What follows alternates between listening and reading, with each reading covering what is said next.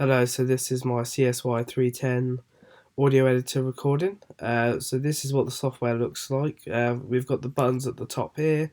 We've got our two sort of like graphs for our tracks, our volume mixer, some background, some like editing stuff for the tracks, and the output mixer for the merged audio.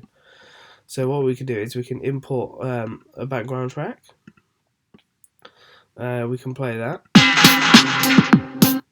And it will sort of just obviously play, and we can import a voice recording. I've got a few tracks here obviously already, and then what I can do is I can play that obviously, and I can control the volume independently. We'll just play at that volume.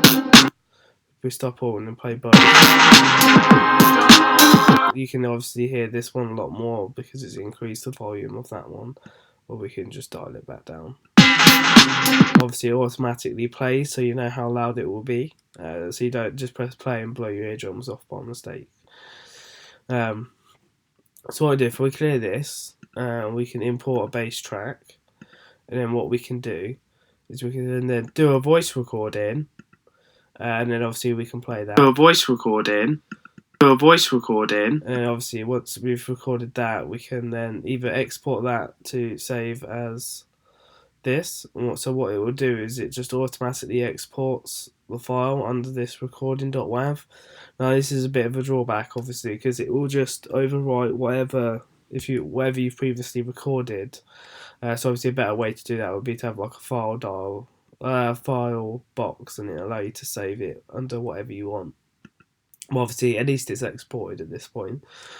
Then what we can do is we can clear all, and then if we import voice recording, you know we've got this recording.wav, and then if we play that, a voice recording, it was obviously what we recorded earlier. And then what we can do is if we import a bass track, what we can do is we can then trim that. So say I want that to be 4 seconds, start at 4 seconds and end at 7 seconds out of the 37 original seconds. If we press trim, what we could do is we can then save that as trim video, and then we save that, and then what we can do is that if we clear that, we can import our voice recording again,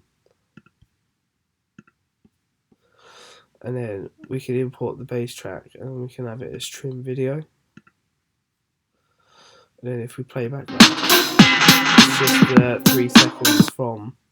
So now that we played, it was just that 3 second thing we had was from the 4th second to the 7th second, which obviously is pretty useful with that. And these boxes down here, that it tells you the track length for both of the tracks that are currently imported.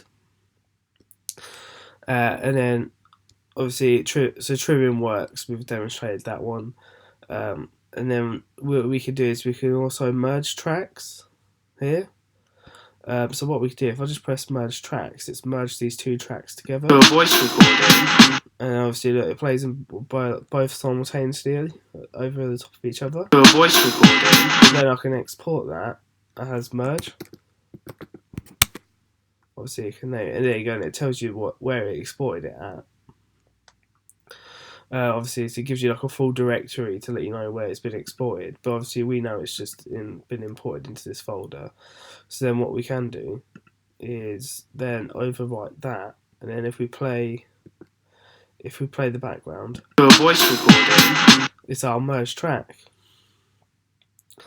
So that's pretty much, obviously, and then we can change the voice recording.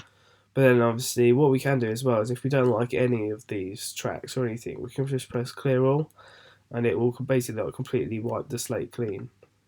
That it says like no audio source play operation failed.